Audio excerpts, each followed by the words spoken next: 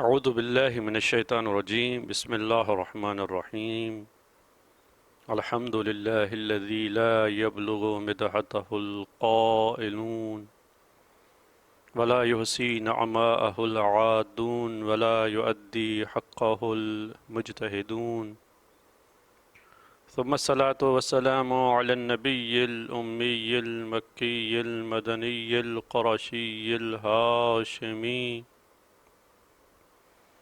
طه وياسين الذي سمي في السماء بأحمد وفي الأرضين بأبي القاسم محمد اللهم صل على محمد ثم الصلاة والسلام على أهل بيته الطيبين الطاهرين المعصومين الذين أذهب الله عنهم الرجس وطهرهم تطهيرا اللهم صل على محمد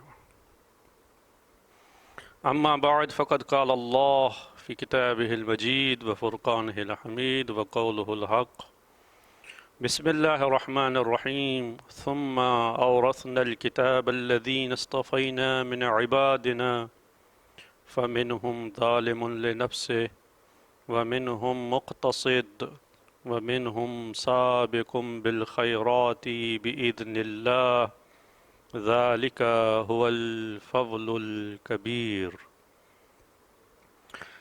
مومنین کرام، آج کی اس مجلس عزا کا انوکھا ہی عنوان ہے اور ایک بہت اچھی مثال کہ خالق کائنات نے ہمارے ایک مومن عزیز علی حسین کو پوتا عطا کیا ہے، حیدر علی۔ اس نعمت کے شکرانے کے طور پر انہوں نے اپنی خاندانی روایت کو برقرار رکھتے ہوئے مجلس عزا کا اہتمام کیا ہے۔ لائق تحسین ہیں وہ افراد، خوش نصیب ہیں وہ افراد جنہیں خالق کائنات نعمت عطا فرمائے اور وہ اس نعمت کی قدر کریں۔ نعمت کے شکرانے کا حکم تو جا بجا قرآن مجید میں ہمیں ملتا ہے، اور نہ صرف یہ ایک قرآنی حکم ہے بلکہ ایک عقلی حکم ہے۔ ہر انسان خود ہی یہ سمجھ سکتا ہے کہ اگر اس پہ احسان کیا جائے، اگر کوئی اسے کچھ دے تو وہ اس کا شکریہ ادا کرے۔ خالق کائنات نے جب رسول اکرم صلی اللہ علیہ وآلہ وسلم کو کوثر عطا فرمائی تو ارشاد فرمایا انا اعطیناک الکوثر فصل لربک وانحر، اے حبیب ہم نے آپ کو کوثر عطا کی ہے تو اس کوثر کے شکرانے کے طور پر نماز پڑھ اور قربانی کر۔ جتنی نعمت عظیم ہے اتنا ہی اس کا شکر عظیم ہونا چاہیے، نہ صرف زبانی شکر ہونا چاہیے بلکہ اس شکر کی تجلی عمل میں دکھانی چاہیے، عملی شکر ہونا چاہیے۔ اس اولاد جیسی نعمت پر ذکر محمد و آل محمد علیہ السلام مجلس عزا کی صورت میں منعقد کر کے اس نعمت کا شکرانہ ادا کیا جا رہا ہے، جو واقعاً ایک لائق تحسین عمل ہے۔ سورہ فاطر کی ایک آیت میں نے پڑھنے کا شرف حاصل کیا۔ خالق کائنات ارشاد فرما رہا ہے کہ ثم اورثنا الکتاب الذین اصطفینا من عبادنا، پھر ہم نے اس کتاب کا وارث بنایا اپنے ان بندوں کو جن کو ہم نے چن لیا۔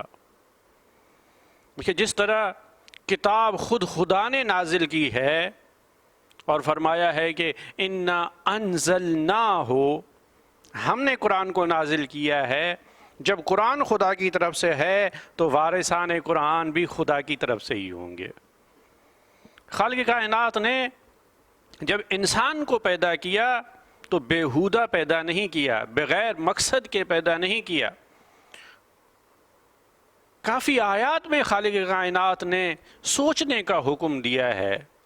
فرمایا ہے افحسبتم انما خلقناکم عبثا، کیا تم یہ گمان کرتے ہو کہ ہم نے تمہیں بغیر مقصد کے پیدا کیا ہے؟ نہیں، تمہاری تخلیق کا کوئی مقصد ہے. تمہیں اس مقصد تک پہنچنا ہے، اس مقصد کو حاصل کرنا ہے. تم نے کمال کی طرف گامزن ہونا ہے اور تکامل کے راستے کو طے کرتے ہوئے اپنی زندگی کے مقصد کو حاصل کرنا ہے. خالق کائنات نے وہ کیا اہتمام کیا ہے کہ خالق کائنات نے نہ صرف یہ کہ اس مقصد کو واضح کرنے کے لیے ہمیں نقشہ دیا ہے راستے کا، کتب نازل کیے ہیں، صحیفے نازل کیے ہیں جن میں یہ مذکور ہے کہ انسان اپنے مقصد تخلیق کو کیسے حاصل کر سکتا ہے. یہ پورا روڈ میپ دیا ہے خداوند متعال نے قرآن مجید کی صورت میں، کتب کی صورت میں، صحائف کی صورت میں. نہ فقط کتب دیے بلکہ ایسے معصوم رہبر عنایت فرمائے ہیں جنہوں نے ان تعلیمات کو عملی جامہ پہنا کر سب کے سامنے روشن اور واضح کر دیا. روڈ میپ بھی دیا ہے اور رہبر بھی دیا ہے. بہرحال قرآن خدا کی طرف سے ہے، خدا نے نازل کیا ہے. انا انزلنا، قرآن خدا کی طرف سے ہے تو وارثان قرآن بھی خدا بنائے گا. جیسا کہ سورہ فاطر کی اس آیت میں ارشاد ہو رہا ہے کہ ثم اورثنا، ہم نے یہ کتاب اپنے بندے کو دے دی ہے، رسول کو دے دی ہے، اس کتاب کے وارث بھی ہم ہی بنائیں گے. میراث بھی ایک عجیب موضوع ہے، دعوت فکر دے رہا ہوں صرف اشارے کے طور پر. قرآن مجید نے کتاب کی وراثت کی بات کی ہے کہ اس کتاب کے بھی وارث ہیں. خالق کائنات نے زمین کے وارثین کی طرف بھی اشارہ کیا ہے. ان الارض یرثها عباد الصالحون، اس زمین کے وارث میرے صالح بندے ہوں گے. اس پوری زمین کے وارث، کیونکہ یہ پوری زمین خدا کی ہے، وارث بھی خدا ہی بنا رہا ہے. اور ارشاد فرما رہا ہے کہ میرے صالح بندے اس زمین کے وارث ہوں گے. وہ صالح بندے پوری زمین کے وارث ہیں. اور یہ مسلمانوں کی تنگ نظری تو دیکھیے کہ اگر ان وارثین میں سے ایک وارث فدق کا دعویٰ کرتا ہے تو ان سے گواہ طلب کیے جاتے ہیں اور انہیں جھٹلایا جاتا ہے، جبکہ قرآن فرما رہا ہے کہ ان الارض یرثها عباد الصالحون، پوری زمین کے وارث یہ نیک انسان ہے. یہ پوری زمین ان کی ہے، یہ پوری زمین اللہ کے نیک بندوں کی ہے. اور پھر فرمایا کہ جنت کے بھی وارث ہوں گے. یرثون الفردوس، فردوس کے وارث ہوں گے جو جنت کا اعلیٰ ترین درجہ ہے. رسول اکرم صلی اللہ علیہ وآلہ وسلم ارشاد فرماتے ہیں کہ تم نے اگر جنت کی دعا کرنی ہو تو فردوس کی دعا کیا کرو، کیونکہ جنت کے 100 درجات ہیں جن میں سے اعلیٰ ترین درجہ فردوس ہے. یعنی دعا جب کرنی ہو تو سب سے بہترین دعا کرو، چیز طلب کرنی ہے تو سب سے اچھی چیز طلب کرو. فردوس کے وارث ہیں، زمین کے وارث ہیں، قرآن کے وارث ہیں. کون ہے قرآن کا وارث؟ فرمایا ثم اورثنا الکتاب، پھر ہم نے وارث بنایا کتاب کا. الکتاب یعنی قرآن مجید، کیونکہ سورہ فاطر کی 31ویں آیت کو آپ دیکھیں، 32ویں کو، ان آیات میں یہ موضوع بیان ہوا ہے. کون سا کتاب؟ وہی الذی اوحینا الیک، جو ہم نے آپ کی طرف وحی کی ہے. یہی کتاب کتاب حق ہے. اسی کتاب کا خدا کہہ رہا ہے کہ میں وارث بناؤں گا، ہم نے وارث بنایا ہے. کس کو وارث بنایا ہے؟ اورثنا الکتاب الذین اصطفینا من عبادنا، جن کو ہم نے بندوں میں سے چن لیا ہے. ہمارے مصطفیٰ بندے، ہمارے چنے ہوئے، ہمارے منتخب بندے اس قرآن کے وارث بنیں گے۔ قرآن مجید نے جب بھی کمالات کی بات کی ہے وہاں پر اپنی مخلوق کے لیے، بہترین مخلوق کے لیے لفظ عبد استعمال کیا ہے، غور کرنے کی ضرورت ہے۔ قرآن نازل کیا، فرمایا انزل الفرقان علی عبدہ، خدا وہ ہے جس نے فرقان اپنے عبد پر نازل کیا۔ عبودیت کا تذکرہ ہو رہا ہے، بندگی کا تذکرہ ہو رہا ہے۔ بندگی کی بنیاد پر کوئی حامل قرآن ہوتا ہے، اس پر قرآن نازل ہوتا ہے۔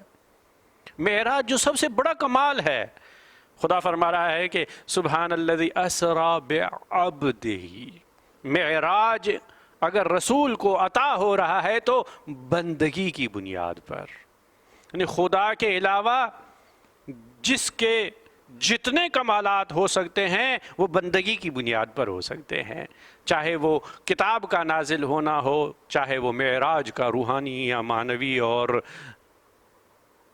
سفر ہو۔ جسمانی معراج جسمانی تھی، یہ سفر اس کی بنیاد بھی عبودیت ہے۔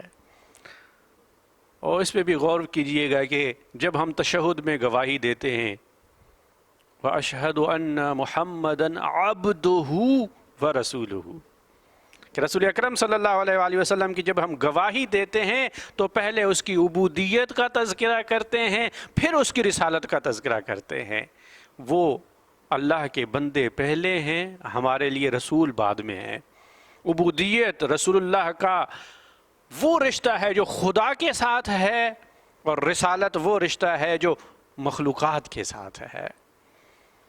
ان الفاظ میں بہت سارے اسرار پائے جاتے ہیں۔ پیغام یہ دیا جا رہا ہے اگرچہ نبوت کا سلسلہ ختم ہو چکا ہے، اگرچہ خدا کی طرف سے امام معین ہے، ان سے بڑھ نہیں سکتے، لیکن خدا نے عبودیت اور بندگی کا تذکرہ کر کے فرما دیا ہے کہ اگر تم بھی کوئی کمال حاصل کرنا چاہتے ہو تو اس کمال کا ذریعہ بندگی ہو سکتی ہے، عبادت کے ذریعے سے تم درجات حاصل کر سکتے ہو۔ پھر ہم نے قرآن کے وارث بنائے، ان بندوں کو وارث بنایا جن کو ہم نے چن لیا تھا۔ اس کے بعد خالق کائنات تین قسم کے لوگوں کا تذکرہ فرما رہا ہے۔ فَمِنْهُمْ ظَالِمٌ لِنَفْسِهِ، کچھ ایسے لوگ ہیں جو خود پر ظلم کرتے ہیں۔ وَمِنْهُمْ مُقْتَصِدٌ، کچھ معتدل ہوتے ہیں، کبھی گناہ کبھی نیکی۔ وَمِنْهُمْ سَابِقٌ بِالْخَيْرَاتِ، کچھ ایسے ہیں جو تمام نیکیوں میں سبقت کرتے ہیں، نیکیوں کے انجام دینے میں دوسروں پر سبقت کرتے ہیں بِإِذْنِ اللہ، خدا کی اجازت سے، خدا کے حکم سے وہ سابق بالخیرات ہیں۔ ذَلِكَ هُوَ الْفَضْلُ الْكَبِيرُ، یقیناً یہی بڑی کامیابی ہے۔ تین قسم کے بندوں کا تذکرہ ہوا۔ فَمِنْهُمْ ظَالِمٌ لِنَفْسِهِ، میرا سوال یہ ہے کیا ظالم لنفسہ جنہوں نے اپنے نفس پر ظلم کیا وہ قرآن کے وارث وہ ہیں؟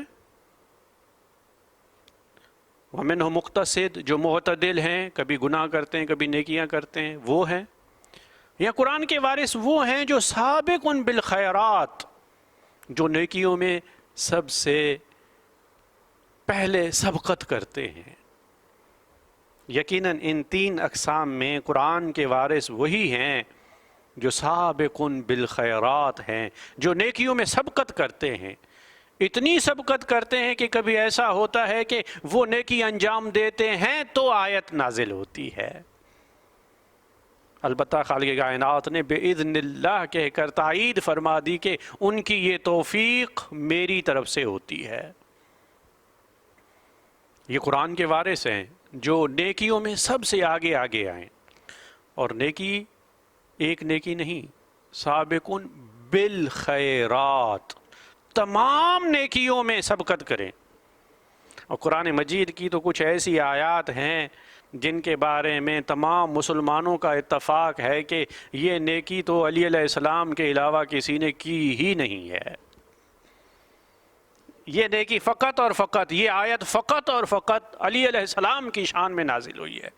تو یہ آیت یہ فرمانا چاہتی ہے کہ پھر ہم نے قرآن کا وارث یا علی کو بنایا یا اولاد علی کو بنایا، جو سابقون بالخیرات ہیں، ہمیشہ نیکیوں میں سبقت کرتے ہیں، نیکیوں میں آگے آگے رہتے ہیں۔ اس آیت میں ہمارے لیے بھی درس ہیں، ہمیں بھی چاہیے کہ ہم نیکیوں میں سبقت کریں۔ آج ہمارے معاشرے کے بہت سارے مسائل اس لیے ہیں، ہم یہ چاہتے ہیں کہ یہ نیکی وہ کرے۔ سلام کرنا ثواب ہے اور عجیب و عبادت ہے، سلام کرنا مستحب ہے، جواب واجب ہے۔ سلام ایسی عبادت کے کرنا مستحب، جواب واجب۔ اور ثواب اگر اس کا دیکھنا چاہیں، سلام کرنے کی 69 نیکیاں ہیں، جواب دینے کی 1 نیکی ہے۔ لیکن پھر بھی ہم بیٹھے رہتے ہیں کہ کوئی دوسرا ہم پہ سلام کرے، یہ نہیں کہتے کہ ہم کسی پر سلام کریں۔ 2 بھائیوں میں رنجش ہو جاتی ہے، ہر کوئی یہ چاہتا ہے کہ دوسرا چل کے میرے پاس آئے۔ سابقون بالخیرات نیکی میں ہم سبقت نہیں کرتے کہ ہم چل کے اسے جا کے منائیں، خدا کے لیے۔ جو بھی انسان خدا کے لیے کام کرے، خدا اس کے کاموں کو خود ہی درست کر دیتا ہے۔ ارشاد ہو رہا ہے حدیث قدسی میں، ائمہ علیہ السلام کی زبانی بیان ہوا ہے، خدا فرماتا ہے کہ جو میرا ہو جاتا ہے میں اس کا ہو جاتا ہوں، جو میرے دین کے کام کرتا ہے میں اس کی دنیا بھی سنوار دیتا ہوں، اس کی آخرت بھی سنوار دیتا ہوں۔ سبقت کریں، رنجشوں کو بھلانے میں آگے بڑھیں، صلح صفائی کروانے میں آگے بڑھیں، عملی کردار ادا کرنے میں دوسروں پر سبقت کریں، منتظر بیٹھے نہ رہیں کہ دوسرے کریں۔ ہماری عجیب سوچ ہے کہ جب ہمارے سامنے دنیا ہوتی ہے تو ہم آگے آگے نظر آتے ہیں، جب دین کا مرحلہ آتا ہے تو ہم پیچھے پیچھے نظر آتے ہیں۔ یہ آیت ہمیں یہ ترغیب دلا رہی ہے کہ نیکیوں میں آگے آگے ہونا چاہیے انسان کو۔ اسی آیت کے تفسیر میں امام رضا علیہ السلام جن کی ولادت کے یہ ایام ہیں، ان سے روایت منقول ہے، جب مامون نے سوال کیا اس آیت میں وارثان قرآن سے کون مراد ہے، تو آپ نے ارشاد فرمایا کہ ہم اہل بیت مراد ہیں۔ انہوں نے کہا کیسے؟ کہا خدا متعال نے 3 قسم کے لوگوں کا تذکرہ کیا ہے، ظالم لنفسہ ہی، خود پہ ظلم کرنے والے، کیا یہ وارث ہو سکتے ہیں؟ مقتصد، جو کبھی کبھی گناہ کر لیتے ہیں، کیا وہ مراد ہو سکتے ہیں؟ یا وہ جو سابقون بالخیرات ہیں، جو نیکیوں میں آگے آگے آئیں؟ اور پھر امام علیہ السلام نے دلیل کے طور پر ارشاد فرمایا کہ قرآن مجید نے اس عظیم کامیابی کا اعلان کر کے پھر ارشاد فرمایا ہے جنات عدن۔ اس کامیابی کی جزا کیا ہے؟ وہ جنت میں جائیں گے۔ پھر امام رضا علیہ السلام فرماتے ہیں تو بتاؤ کیا سب مسلمان جنت میں جائیں گے؟ ظالم لنفسہ بھی جنت میں جائیں گے، مقتصد بھی جنت میں جائیں گے، یا سابقون بالخیرات جنت میں جائیں گے؟ بعد والی آیت یہ بتا رہی ہے کہ کتاب کے وارث وہی ہیں جو جنتی ہیں، جو بہشتی ہیں، جو جوانان جنت کے سردار ہیں اور انہی کی اولاد ہیں۔ اور یہ فقط اور فقط وہ ہیں جن کو رسول اللہ صلی اللہ علیہ وآلہ وسلم نے چادر کے نیچے جمع کیا اور خالق کائنات نے ان کے لیے آیت تطہیر نازل کی۔ یعنی امام رضا علیہ السلام فرمانا یہ چاہتے ہیں کہ اس آیت کی تفسیر اور تعویل جاننا چاہتے ہو، اگر اس آیت کا مضمون جاننا چاہتے ہو تو اس آیت کا وہی مضمون ہے جو حدیث ثقلین کا مضمون ہے۔ یہاں قرآن ارشاد فرما رہا ہے کہ ثم اورثنا الکتاب، ہم نے کتاب کو نازل کیا اور ہم نے ہی وارث بنایا۔ وہاں رسول اللہ ارشاد فرما رہے ہیں کہ انی تارک فیکم الثقلین، میں 2 چیزیں چھوڑے جا رہا ہوں، ایک قرآن، دوسرے وارث قرآن۔ اسی آیت کی تفسیر ہے وہ، یہ حدیث ثقلین قرآن کی انہی آیات سے لی گئی ہے۔ اس لیے رسول اکرم صلی اللہ علیہ وآلہ وسلم نے فرمایا ہے کہ میں 2 چیزیں چھوڑے جا رہا ہوں، ثم اورثنا الکتاب، یہ قرآن کے وارث ہیں. جو بھی قرآن کا سوال ہوگا اس کا جواب ان کے پاس ہوگا. یہ دعویٰ سلونی سلونی قبل ان تفقدونی، جو پوچھنا ہے پوچھ لو، پوری تاریخ میں یا علی علیہ السلام نے کیا ہے یا اولاد علی نے کیا ہے. یہ دعویٰ کہ ہم جب بھی تمہیں کوئی بات بتائیں تو ہم سے پوچھ لیا کرو کہ قرآن میں یہ کہاں لکھی ہوئی ہے. ہم تمہیں قرآن سے بتائیں گے کہ میری یہ بات قرآن میں کہاں لکھی ہوئی ہے. یہ دعویٰ فقط یا علی نے کیا ہے یا اولاد علی علیہ السلام نے کیا ہے، کیونکہ یہ وارثان کتاب ہیں، یہ دین کے وارث ہیں. جب بھی دین پہ وقت آیا انہوں نے دین کو بچانے کے لیے قربانی دی. امام رضا علیہ السلام کا ہی تذکرہ وہ اس آیت کے ایک مصداق ہیں، وہ قرآن کے وارث ہیں. امام رضا علیہ السلام کا ایک معروف لقب ہے ضامن آہو. آہو کہتے ہیں ہرن کو. اس کا قصہ آپ نے سنا ہوگا. کسی شکاری نے ہرن کا شکار کیا، مادہ ہرن تھی، اس کا ایک بچہ تھا. اس نے امام رضا علیہ السلام کی طرف نگاہ کی، ہرن نے، آہو نے، اور اپنی زبان میں بتایا مولا شکاری نے میرا شکار کر لیا ہے، آپ میرے ضامن بن جائیے، مجھے اجازت دلائیے، میں جاؤں اپنے بچے کو دودھ پلا کر واپس آ جاؤں گی. اسی وقت کے اندر یہ امام رؤوف ہیں، مہربان امام، نرم دل رکھنے والے امام، جن کے دل میں جانوروں کے لیے بھی نرمی ہے، مہربانی ہے، دل بھرا ہوا ہے شفقت اور مہربانی سے. شکاری سے ارشاد فرماتے ہیں کہ میں ضامن ہوں، اسے چھوڑو، اس کا بچہ پیاسا ہے، یہ اپنے بچے کو دودھ پلا کر واپس آ جائے گی، اگر نہیں بھی آئے تو میں اس کی پوری قیمت ادا کر دوں گا، تم جو کہو گے وہ تمہیں عطا کر دوں گا، اسے جانے دو. امام رضا علیہ السلام ضامن آہو ہیں. میں کہوں آقا آپ کتنے شفیق ہیں، آپ کتنے رؤوف ہیں، آپ کے دل میں ایک جانور کے لیے، ہرن کے لیے، ایک ماں کے لیے کتنی محبت ہے. آپ نہیں چاہتے کہ ہرن کا کوئی بچہ بھی پیاسا رہے، آپ نہیں چاہتے کہ وہ بھوکا رہے. ہمارا سلام ہو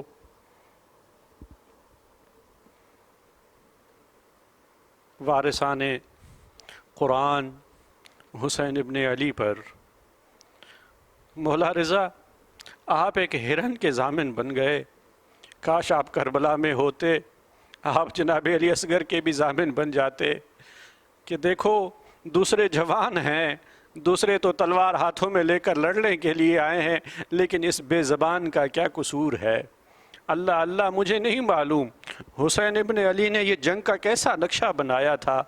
پہلے اصحاب کو بھیجا، انصار کو بھیجا، اہل بیت میں دوسرے شہداء کو بھیجا، لیکن آخر میں شیر دلاور عباس کو بھی بھیج چکے جب، تو سب سے آخر میں علی اصغر کو میدان میں لے آتے ہیں. اس ظاہری جنگ کے طور پر امام حسین ظاہری طور پر دکھانا یہ چاہتے ہیں کہ اس جنگ کے فتح کرنے والے کا نام علی اصغر ہے.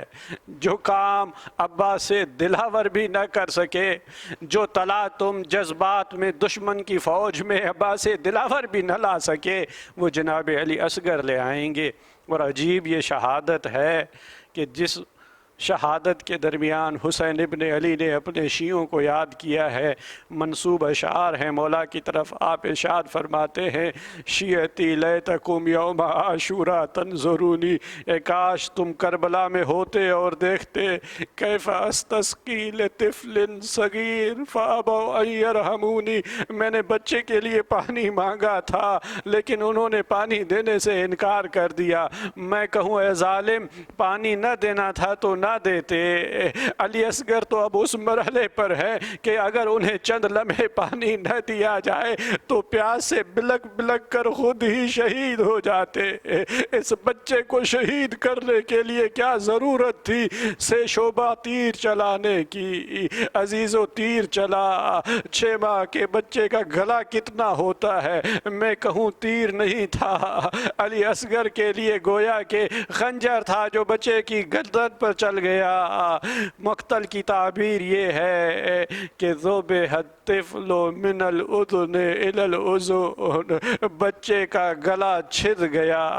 اللہ اکبر! کسی بھی شہادت پر حسین ابن علی کی یہ کیفیت دیکھنے میں نہیں آئی، کسی بھی شہید کے اٹھانے میں حسین ابن علی نے اتنا تأمل نہیں کیا، کسی بھی شہید کو گنج شہیدہ لانے میں اتنی دیر نہیں لگائی جتنی دیر علی اصغر کو لانے میں لگائی۔ یہ عمل کیا جاتا ہے انا للہ و انا الیہ راجعون، کبھی آگے بڑھتے ہیں کبھی پیچھے آتے ہیں۔ مولا کیا ہوا؟ آپ نے تو بڑے بڑے شہیدوں کے جنازے اٹھا لیے، اس بچے کا جنازہ فرمایا ان کی ماؤں کے تو ذہن میں تھا یہ جہاد کے لیے جا رہے ہیں، شہید ہوں گے، 6 ماہ اصغر کیسے لے جاؤں؟